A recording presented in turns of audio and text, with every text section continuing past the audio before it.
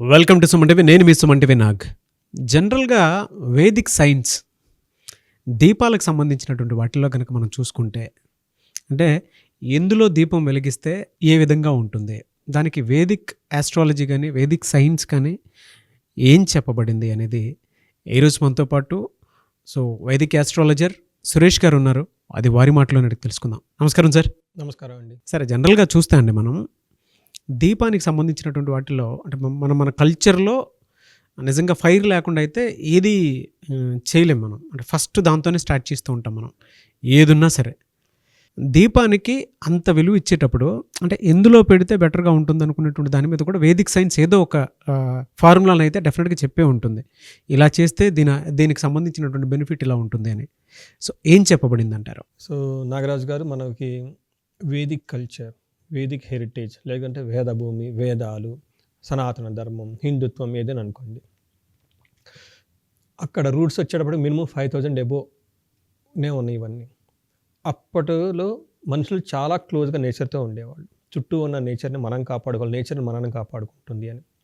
ఆ క్రమంలో మనిషి యొక్క ఫస్ట్ ఇన్వెన్షన్ ఏదైనా ఉంది అంటే, ఇప్పటి కాలంలో మనం మొబైల్ ఇన్వెన్షన్ అంటాం, కంప్యూటర్ ఇన్వెన్షన్ అంటాం, టెలిఫోను, ఇవి ఎలక్ట్రిసిటీలా వెనక్కి వెళ్ళిపోతూ ఉంటే మనుషులు సాధించిన ఫస్ట్ ఇన్వెన్షన్ ఏదైనా ఉందంటే అది ఫైర్. ఓకే, నిప్పు అనేది ఉంది, దాన్ని మనకు అనుగుణంగా వాడుకోవచ్చు. ఆ నిప్పుని మనం దీపంగా మార్చుకొని నైట్ కూడా మనం వర్క్ చేసుకోవచ్చు, దాని నుంచి మనం కాపాడుకోవచ్చు, దాని నుంచి మన లైఫ్ స్టైల్ పెంచుకోవచ్చు, ఫుడ్ వండుకోవచ్చు. అక్కడ నుంచి దాని ద్వారా ఎన్నో రకమైన పనులు చేసుకోవాలి. ఆ ఇన్వెన్షన్ నుంచి ఎన్నో కొత్త రకాలు అనేది వచ్చింది. అప్పట్లో ఆ దీపాన్ని ఫస్ట్ ఇన్వెన్షన్ అని చెప్పుకోవాలి. ఆ ఫైర్ని మనకు అనుగుణంగా ఎలా మార్చుకోగలగాలి అన్న దాని గురించి అప్పుడు మనకి పెద్దవాళ్ళు ఏం చెప్తారంటే, మన ప్రార్థనలో ఎప్పుడూ దీపాన్ని చాలా గొప్ప ఏం చెప్తారంటే కాన్సెప్ట్, చాలా మనకి హెల్ప్ చేసేది, చాలా గొప్పదనమాట. ఎంత గొప్పదని వాళ్ళు ఎంత హోలిస్టిక్గా ఫీల్ అయ్యేవాళ్ళంటే, ఆ ఫైర్ని మనకి సూర్యుడితో పోల్చేవాళ్ళు, జఠరాగ్నితో పోల్చేవాళ్ళు, దీపంతో పోల్చేవాళ్ళు. ఎక్కడ కానీ సరే వేడున్నా ఫైర్ ఉన్నా కానీ చాలా ఫస్ట్ ప్రిఫరెన్స్ మనకి వేదాలలో మన ఫస్ట్ మంత్రం స్టార్ట్ చేసేది సూర్యుడి దగ్గర నుంచి, వేడి దగ్గర నుంచి, అగ్ని నుంచి పూజించడమే స్టార్ట్ చేస్తారు. అగ్నితో మీరు ఇందాక ఒక మాట అన్నారు, ఏ ఫంక్షన్ చేసినా ఏది చేసినా ఫస్ట్ దీపంతో స్టార్ట్ చేస్తారనమాట. ఎందుకు అలా ఆ సాంప్రదాయం మనకు వచ్చింది అంటే, మనకేం చెప్తారంటే దీపం ఒక శ్లోకంలో చెప్తారనమాట. ఏం చెప్తారంటే దీపర్జ్యోతి పరబ్రహ్మం. ఈ దీపం కనుక వెలుగు ఉంటుంది కదండి, ఇది మనకి పరబ్రహ్మతో సమానం. అంటే గంగా మనకంటే విష్ణుమూర్తి, శివుడు, బ్రహ్మ, వీళ్ళకంటే ఇంకా ఆదిదైవం ఉంటుంది అనమాట. వాళ్ళ ముగ్గురు కూడా ఆదిదైవం ఇంకా ఎవరో ఉన్నారనమాట. వాళ్ళకి అది పరబ్రహ్మ అంటారు. ఈ దీపాన్ని దానితో సమానం అనమాట.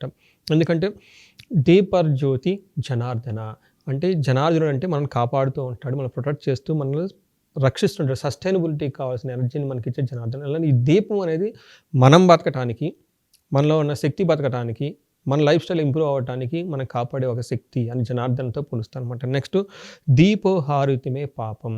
మనం తెలిసి కానీ తెలవ కానీ అజ్ఞానంతో ఉన్న, తర్వాత అంధకారంతో ఉన్న, తర్వాత మన చుట్టూ చీకటి ఉన్న, మనం ఏమన్నా మిస్టేకులు చేసినా ఈ మొత్తాన్ని తీసేసే ఒక శక్తి ఈ దీపానికి ఉంది అని చెప్తారంట. అందుకని సంధ్యాదీపం నమోస్తుతే. మనకి దీపం ఎప్పుడు అవసరం అవుతుందంటే సాయంత్రం పూట అవసరం అవుతుంది. అలా దీపాన్ని ఇంకా మనకి ఏం చెప్తారంటే అంత పెద్ద విశిష్టత ఉంది అని మనం చెప్పుకుంటారనమాట. ఈ మైండ్ సెట్తో అంటే మనకి అద్భావం తద్భావం, ఈ మైండ్ సెట్తో కానీ మనం దీపం కానీ వెలిగించితే మనకి ఇంకా చాలా లాభాలు చెప్పారు మన వేదిక్ కల్చర్లో. ఏం చెప్పారంటే శుభం కరోతి, ఇలాంటి మనస్తత్వంతో మనం దీపం వెలిగిస్తే మనకు శుభం కలుగుతుందంట. రెండోది కళ్యాణం కరోతి, మంచి పనులు చేస్తూ ఉంటాం. దీపం ఉంటే కదా మనం పనులు చేయగలిగేది. ఇప్పుడు మన అందరం మాట్లాడుకున్నాం, ఇంకోటి జరుగుతుంది, లైటింగ్ ఉంటే లైట్ ద్వారా మనం చేసేది. నెక్స్ట్ ధన సంపద, ధనం వస్తుందంట, సంపద వస్తుంది దీపం పెట్టడం వల్ల. శత్రు బుద్ధి వినాశాయ. చూడండి, మనకున్న ఎనిమీస్ మనకున్న మైండ్ సెట్టే, మన మైండ్ సెట్టే మనల్ని మనం అప్లిఫ్ట్ చేసుకోవడానికి. మన చుట్టూ చీకటిగా ఉంటే మనం ఎలా ఉంటామండి, అసలు అందులో గ్లోరియా ఉండదు, ఎనర్జీ ఉండదు, ఏమీ ఉండదు. అందుకని మనకి ఎనర్జైజ్ ఇచ్చేది కాంతి అనమాట. అందుకని పెళ్ళిళ్ళకి కానీ, శుభాలకు కానీ, దేనికైనా సరే మనకి దీపాలంకరణ చేసుకుంటాం, దీపావళి పండుగ చేసుకుంటాం. అంటే ఆ దీపం మనకు అంత శక్తిని మనకి ఇస్తుంది, మంచి బ్రైట్నెస్ ఇస్తుంది, చైతన్యాన్ని మనకి ఇస్తుంది అనమాట. అందుకని శత్రుబుద్ధి వినాశాయ. ఎలాంటి డల్నెస్, వేజినెస్, నమ్నెస్ మొత్తం మన నుంచి బయటికి వెళ్ళిపోతాయి. పిల్లలు కూడా అంతే, కరెంట్ వచ్చింది ఎగురుతూ ఉంటారు, చూసారు కదండి, అంత ఎనర్జీ తీసుకొస్తుంది ఆ లైట్ అనమాట. లేకపోతే దీపర్జ్యోతి నమోస్తుతే, అట్లాంటి దీపానికి మనం నమస్కరించుకుంటున్నాము, నేను గుర్తు చేసుకుంటున్నాను అని చెప్పేసి మనకు శ్లోకాల్లో చెప్పారండి. అయితే ఇట్లాంటి దీపాన్ని, ఇది చిన్న విషయాలుగా ఉంటాయి కానీ ఇందులో చాలా పెద్ద సైన్స్ దాగుంటుందండి. ఇంత పెద్ద ప్రాముఖ్యత ఉన్న ఈ దీపం మనకి ఆచారం, వైజ్ఞానిక, తర్వాత వెలుతురు, శాస్త్రం, సైన్స్, పర్యావరణం అన్నీ దాగున్నాయి అందులోనే. తర్వాత మనకంటే ఇందులో మనం దీపాన్ని వెలిగించడానికి మనం ఒక బేస్ వాడకుండా దానికి ప్రమిద కానివ్వండి, లేదంటే కుందులు కానివ్వండి, రకరకాలతో మనం వాడుకుంటూ ఉంటాం అనమాట. అయితే ఇందులో కూడా మనకి చాలా ఇంట్రెస్టింగ్ అయిన ఫ్యాక్ట్స్ ఉంటాయి అనమాట. అంటే మనకి కనుక దీపం వెలిగించి ఈ కుంది కానీ, ప్రమిద కానీ దానికి ఏ లోహంతో ఉంటే మనకి ఏంటి బెనిఫిట్ అని చెప్పేసి మనకి శాస్త్రాల్లో చెప్పారు. ఎక్కువ మంది వాడేది ఇత్తడిని వాడతారు. ఇత్తడి ఎందుకు వాడతారంటే చాలా మందంగా ఉంటుంది, స్ట్రాంగ్గా ఉంటుంది, చాలా ఈజీగా క్లీన్ చేసుకోవచ్చు. రెండోది ఇది దీపం వచ్చేటప్పుడు హీట్ ఎక్కువ మండుతుంటుంది కాబట్టి దానికి sustainability, long run, durability metal ఉండాలని చెప్పి దాన్ని వాడుతూ ఉంటారు. అయితే ఆధ్యాత్మికంగా ఈ దీపంలో కనుక ప్రతిరోజు ఎవరైతే వెలిగిస్తుంటే మనకు 90% ఇండియాలో ఇవే వాడతారండి. ఇత్తడితో చేసినవి వాడుతూ ఉంటారు అనమాట. దాన్ని క్లీన్ చేసేసుకుని మనం వాడుకోవచ్చు. ఇది ఏమొస్తుంది కనుక ఇందులో కనుక ఇత్తడిలో కనిపిస్తే శ్రేయస్సు అంటే మన చుట్టూ శుభమైన ఆరోగ్యకరమైన వాతావరణం ఉంటుంది, సంపద ఉంటుంది, ఆరోగ్యం ఉంటుంది. అందుకని ఈ 3 ఎవరికైతే శ్రేయస్సు, సంపద, ఆరోగ్యం కావాలనుకుంటున్నారో ఇత్తడిలో కనుక నూనె పోసి, అది ఆవు నెయ్యి కానీ, నువ్వుల నూనె కానీ, నూనె కనుక పోసి ప్రతిరోజు చేస్తుంటే ఇంట్లో ఈ 3 వస్తాయి. శ్రేయస్సు ఉంటుంది, సంపద ఉంటుంది, ఆరోగ్యం ఉంటుంది అని చెప్తారు. నెక్స్ట్ వెండి. తర్వాత ఎక్కువ కేటగిరీ ఇత్తడి తర్వాత ఎక్కువ వాడేది ఎండి, వాటిలో ఎక్కువ వాడతారు. మనకి ఎండి వచ్చేటప్పటికి ఎందుకు వాడతారంటే చాలా పవిత్రమైనది, స్వచ్ఛత గురించి చిహ్నంగా వెండిని వాడుతూ ఉంటారు. మనకి పర్టికులర్గా మనసులో ఇంట్లో కనుక ఎవరైతే ప్రశాంతత కావాలని కోరుకుంటారో, శాంతి కావాలని కోరుకుంటారో, సమాజ శ్రేయస్ అంటే కొంచెం హయ్యర్ కేటగిరీస్ లైక్ పొలిటీషియన్స్ లేదంటే బ్యూరోక్రాట్స్, వాళ్ళు ఏంటంటే వాళ్ళ గురించి కాకుండా సమాజాన్ని గురించి పనిచేస్తూ ఉంటారు. అలాంటి వాళ్ళు ఈ వెండితో కనుక చేస్తే వాళ్ళ ఇంట్లో చక్కగా ప్రశాంతత ఉంటుంది, శాంతి ఉంటుంది, శ్రేయస్సు ఉంటుంది. ఇంకా ఏమంటే యజ్ఞాలు కానీ, వివాహాలు కానీ ఈ వెండి ప్రమిదలు వాడితే వాళ్ళు చేసిన యజ్ఞాల్లో లోపాలు ఉంటే అవి పోతాయి. అలానే వివాహ బంధం, వివాహంలో గనక వెండి ఎవరైనా కనుక పెద్ద పెద్ద ప్రమిదలు వాడితే ఆ మాంగళ్య ధారణ చేసేటప్పుడు, ఆ మంత్రాలు చేసేటప్పుడు కనుక ఏమైనా కనుక దోషాలు ఉంటా ఆ పెట్టిన ముహూర్తం అంటారు, ఏమైనా దోషాలు కానీ పోతాయి అని చెప్పేసి మనకి వెండి వాడితే అంత విశిష్టత ఉంటుంది. తర్వాత చాలా తక్కువ మంది వాడేది ఏంటంటే రాగి. ఎందుకంటే రాగి మెయింటెనెన్స్ మనకు చాలా ఎక్కువగా ఉంటుంది, వెంటనే తుప్పు పడిపోతుంది, ప్రిసిపిటేషన్ వస్తుంది, చాలా ఎక్కువగా క్లీన్ కూడా చేయాలి, చాలా తక్కువ మంది వాడుతుంటారు.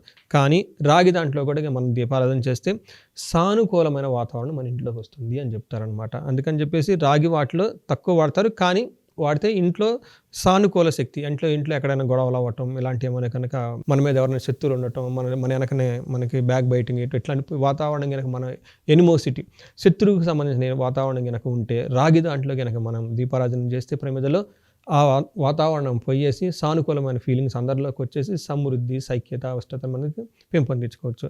లాస్ట్ మోస్ట్ ఇంపార్టెంట్, ఇది లాస్ట్ కానీ చాలా ఇంపార్టెంట్, ఎవరైనా గనక దేవతల యొక్క ఆశీస్సులు పొందాలంటే మట్టి ప్రమిదలో చేయాలి. మనం ఏమనుకుంటాం, ఈ మెటల్స్లో వాడితే కాస్ట్లీగా ఉండడం మన జనరల్ పర్సెప్షన్ ఉంటుందన్నమాట.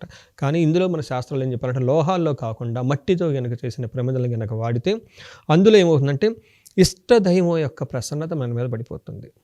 అందుకని మనకు విలేజెస్లో ఏం చేస్తారంటే గ్రామ దేవతలు అంటారు, లేదంటే పొలాల్లో, నేచర్లో బయటకు వెళ్ళి చేసేప్పుడు మనం ఏమనుకుంటా ఉండేది తక్కువ కాస్ట్ కాబట్టి, ప్రమిద కాబట్టి వాడేసి అక్కడే పడేయచ్చు అన్న యాంగిల్తో మనం ఎక్కువ మంది వాడుతూ ఉంటారు. బట్ అది కాదని మన శాస్త్రాలు ఏం చెప్పారంటే మట్టి ప్రమిదలు కనుక చేస్తే విష్ణుదేవత యొక్క మనకి ప్రసన్నత ఇమ్మీడియట్లీ సిద్ధిస్తుంది అనమాట. అందులోని గ్రామ దేవతలు ఇలాంటి వాళ్ళకి సంబంధించిన వాళ్ళ యొక్క ఆశీస్సులు మనకు పుష్కలంగా ఉంటాయి. మీరు నన్ను పుష్కలంగా నేను అనుకున్న పనికి సంకల్పానికి మీ ఆశీస్సులు కావాలని ఎవరైతే కనుక దేవుళ్ళని కనుక గురువులు కానీ పెద్దవాళ్ళని కనుక మనం ప్రార్థించేటప్పుడు వాళ్ళ సంకల్పం మనకు కావాలి, వాళ్ళ ఆశీర్వాదం మనకు కావాలనుకున్నప్పుడు కనుక మట్టితో వాడితే చేస్తే చాలా 100% వాళ్ళ యొక్క ఆశీర్వాదం మనకు వస్తాయని చెప్పేసి చెప్పారండి. ఈ విధంగా దీపాన్ని వెలిగించే ముందు పవిత్రమైన భావంతో లక్ష్మి రావాలి, ఆరోగ్యం రావాలి, ఐశ్వర్యాలు కోరుకుంటూ గొప్పగా ఫీల్ అయ్యి కనుక దీపాన్ని ఇన్ని రకాలైన ప్రమిదల్లో కనుక అవసరానికి అనుగుణంగా మనం వాడితే మనకు కావాల్సిన ఏమంటారు అరిషడ్ వర్గాలను మనం తెగించేసి అష్టైశ్వర్యాలు, భోగభాగాల్ని మనం అనుభవించు జీవితం అంతా మనకు ఒక బ్లిస్ఫుల్గా, హ్యాపీగా మనం గడపచ్చు అని చెప్పేసి మన శాస్త్రాలు చెప్పారండి. వెరీ గుడ్ కాన్సెప్ట్ అండి. ఎనీవేస్ థ్యాంక్ యూ అండి, thank you so much Suresh garu. Thank you అండి నాగరాజు గారు. చాలామంది ఏం చేయొచ్చు ఏం చేయకూడదు అనేటువంటి విషయం మీద కూడా అవగాహన డెఫినెట్గా వస్తుంది. అయితే కొంతమంది ముందే కొంచెం జాగ్రత్త పడాలి అనుకునేటువంటి వాళ్ళు ఉంటారు. అంటే ఈ వీడియో చూసిన వెంటనే మీ అపాయింట్మెంట్ తీసుకొని వాళ్ళకు ఉండేటువంటి ప్రాబ్లమ్స్ రోజు ఏదైనా అమావాస్య రోజు క్లియర్ చేసుకుందాం అనుకునేటువంటి వాళ్ళు, లేదంటే సూర్యగ్రహణం రోజు హెల్త్ ఇష్యూస్ ఉంటే దాని పరంగా రెమెడీస్ ఏదైనా కావాలి అనుకునేటువంటి వాళ్ళు ఉంటారు. మిమ్మల్ని అప్రోచ్ అవ్వాలి అంటే ప్రాసెస్ ఏంటి? సో నాగరాజు గారు మనకి లాస్ట్ 3 months ఒక రకంగా మనకి శూన్యమాసాలు, ముహూర్తాలు అలా అనుకున్నామండి. పెద్దగా ఎవరిని వచ్చినా కానీ మనం ఎంకరేజ్ చేయలేదన్నమాట. హోమాలు చేయడానికి కానీ, యజ్ఞాలు చేయడానికి కానీ, లేకుంటే రెమెడీస్ చేసుకోవడానికి, గుళ్ళు విజిట్ చేయడానికి. కానీ ఇప్పుడు మంచి టైం అండి. ఇప్పుడు మనకు రాబోయేది మన పితృపక్షాలు ఉన్నాయి, ఆ తర్వాత మనకి దసరా ఉత్సవాలు ఉన్నాయి, ఆ తర్వాత కార్తీక మాసం ఉంది, ఇలా అన్ని పర్వదినాలు రాబోతున్నాయండి. ఎవరైనా కనుక జ్యోతిష శాస్త్రం మనకి వాళ్ళ జాతకం కనుక చూసుకుంటే ఏమైనా ఇలాంటి దోషాలు ఉంటాయి. బెస్ట్ టైం అండి ఈ టైంలో కనుక సింపుల్గా మన ఇంట్లోనే చేసుకునే రెమెడీస్ కానివ్వండి, లేదంటే తక్కువగా మనం చేసుకునే రెమెడీస్ కానివ్వండి, మనం వాళ్ళకి సజెస్ట్ చేయొచ్చు. తద్వారా వాళ్ళ జీవితంలో ప్రోగ్రెస్ లేకుండా ఎక్కడైనా కనుక లాక్ అయ్యి ఉంటే మనం అవి ఐడెంటిఫై చేసి ఆ ఛానల్స్ నేను ఎక్కడెక్కడ ఉన్నాయి వాటిని ఓపెన్ చేయొచ్చు, వాళ్ళకి హెల్ప్ చేయొచ్చు అండి. అంటే జీవితం మన పెద్దవాళ్ళు ఏంటంటే బ్లిస్ఫుల్గా ఉండాలండి, ఎఫర్ట్లెస్ జర్నీ చేయాలి, నవ్వుతూ ఉండాలి, హ్యాపీగా ఉండాలి మనకున్న దాంట్లో. అలా లేకుండా బాధపడుతూ నష్టపోతూ అలాంటి వాటికి లేకుండా ఉండాలి. జ్యోతిష శాస్త్రం వచ్చిందే దానికండి. సో ఈ స్క్రీన్ మీద కనిపిస్తున్న నెంబర్ ద్వారా మనకి కనెక్ట్ అయితే కనుక మనకు వాళ్ళు హెల్ప్ చేయొచ్చండి. ఎనీవేస్ థ్యాంక్ యూ అండి, thank you so much Suresh garu. Thank you అండి నాగరాజు మీకు. సో చూసారు కదండి వీడియో. ఈ వీడియోపై మీ అభిప్రాయాన్ని కమెంట్ బాక్స్లో పోస్ట్ చేయండి. ముఖ్యంగా మీరు కనుక వేదిక ఆస్ట్రాలజీ ప్రకారం మీ లైఫ్ స్టైల్ని మీరు మార్చుకోవాలి అనుకున్నటువంటి వాళ్ళు స్క్రీన్ మీద మీ కాంటాక్ట్ నెంబర్ కనిపిస్తుంది, దాన్ని మీరు కాల్ ఆర్ మెసేజ్ వాట్సాప్ చేసి సురేష్ గారు అపాయింట్మెంట్ తీసుకోవచ్చు. అండ్ ఈ వీడియో లైక్ చేయండి, షేర్ మాత్రం తప్పకుండా చేయండి. ఇలాంటి మరిన్ని వీడియోస్ కోసం మా ఛానల్ ఫాలో అవ్వండి. Thank you.